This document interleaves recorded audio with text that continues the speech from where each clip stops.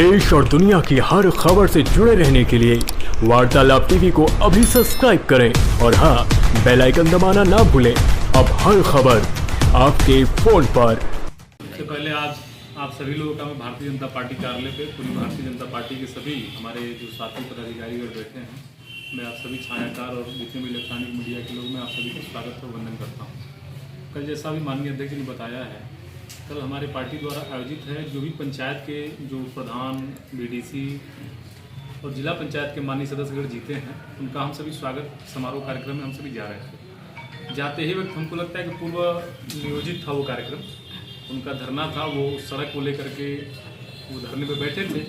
लेकिन जब हमारी गाड़ी वहाँ पहुँची है सड़क पे आ करके, और जो धान की रुपाई वो अपना पानी में करना था, वो पूरा पत्थर सहित वो हमारे गाड़ी में फेंकना शुरू कर दिया। हमारा अंगरक्षक निकला, क्योंकि डंडा उंडा भाजने लगा। मैंने उसको मना किया कि देखो, हम सभी भारतीय जनता पार्टी के नेता हैं, कार्यकर्ता हैं, और हमारे यशस्वी मुखिया माननीय मोदी जी कहते हैं, जिस पेड़ पे फल लदा हो वो पेड़ ऑटोमेटिक झुका होता है। पत्थर मारने वाले आते हैं और मार के चले जाते हैं, लेकिन फल जो लदा हुआ वृक्ष है वो कभी जवाब नहीं देता। उसी के क्रम में मैं आगे बढ़ा। उसके क्रम में बताना चाहता हूँ, जिस सड़क को लेकर के वो लोग बैठे थे, ये सड़क देखिए आप सभी लोगों के सामने है। वो सड़क 28/6/2021 में ये सड़क प्रस्तावित है, धन भी मुहैया हो गया है, बारिश के नाते काम रुका हुआ है। मैंने उन सारे लोगों को बताया कि मैं गाड़ी में से मैं उतरा और मैं पूछा कि भाई आप लोग क्या चाहते हैं, आप लोग बताइए। क्योंकि उनकी जलन ये है कि मैं जब से चुनाव जीता हूँ, आप सभी को ध्यान होगा, मैं उपचुनाव में जीत के आया था, और जब से मैं चुनाव जीता हूँ तब से प्रत्येक दिन हर बुधवार को मैं अपना कैंप कार्यालय मऊ में लगाता हूँ। बाकी जितने भी दिन अगर मैं लखनऊ किसी जनहित के काम से नहीं हूँ, तो बाकी दिन सारे मैं क्षेत्रों में किसी न किसी गांव में प्रवास करता हूं। ये सारा देख करके, हमारे कार्यकर्ताओं की सक्रियता देख करके, सरकार की योजनाओं से ये लोग परेशान हैं और इनके पास कोई काम नहीं। कल ये योजनाबद्ध तरीके से ये काम हमको लगता है किए ये कि इनके डर से मैं क्षेत्र छोड़ दूं। लेकिन मैं आप सभी को बताना चाहता हूँ कि ये कितना हो कर लें, हमारे कार्यकर्ता, हमारे बूथ के लोग, हमारे नेतागण हमारे साथ हैं, हमारे कदम से कदम मिला के चल रहे हैं, और इनकी इन धमकियों से हम लोग डरने वाले नहीं।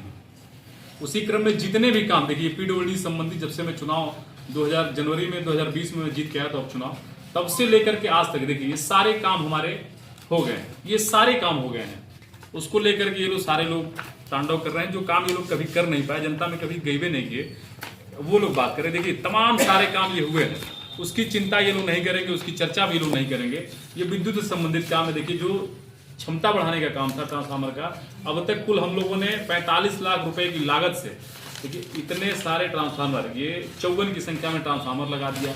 ये एक पीपा पुल जो लंबे समय से यहाँ हमारा, उनका तो सौभाग्य, मैं तो कहना चाहता हूँ आप लोगों के माध्यम से कि उन समाजवादी साथियों का सौभाग्य है कि वो अपने जनप्रतिनिधि से मिल पा रहे हैं। लेकिन इसी शहर में, इसी जनपद में 30 वर्षों से एक विधायक गायब है। इसी जनपद का सांसद जेल में है, लेकिन उससे पूछने कोई नहीं गया, उससे सड़क जाम करने कोई नहीं गया।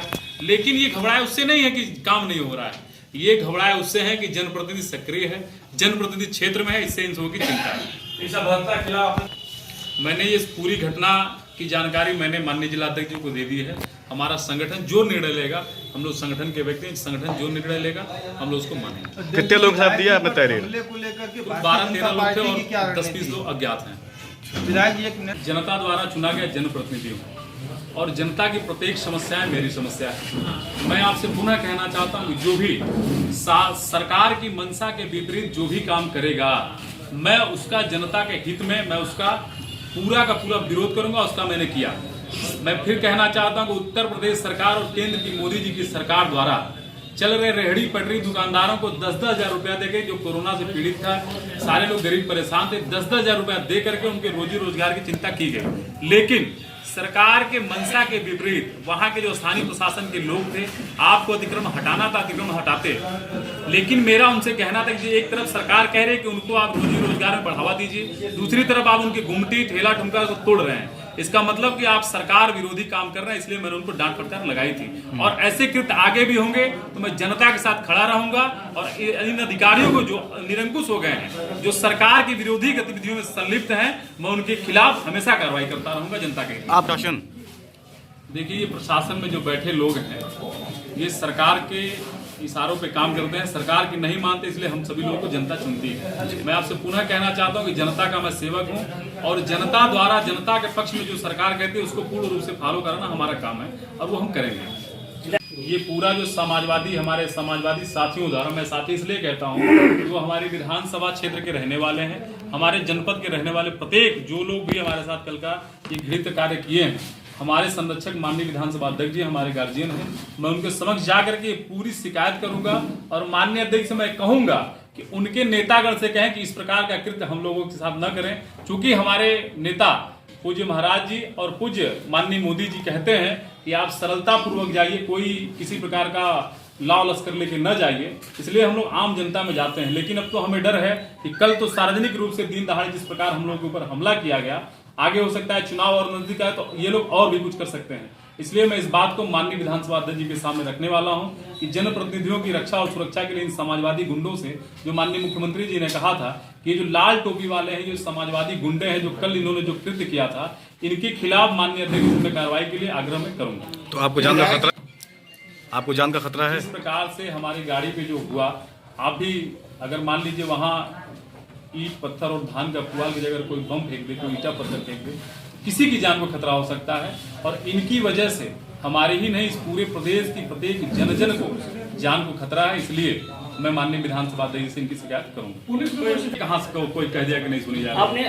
आपने कहा था कि ये बातें वैसे ही वायरल हो रही है। ये हम नहीं कहा कि एसडीएम नहीं आ रहे, कहीं कोई बता दे। कि सड़क चौड़ी हमारी सरकार उनको रोजगार का अवसर दे रही है, कहाँ छीन जा रहा है? सरकार हमारी उनको रोजगार का अवसर दे रही है और हमारे पूज्य महाराज योगी आदित्यनाथ जी ने कहा है कि जितने भी सरकार जो सड़क चौड़ीकरण जो है उसमें अगर जो भी हमारे पटरी दुकानदार अगर उसकी चपेट में आते हैं तो उनको कहीं न कहीं उनको स्थापित किया जाए।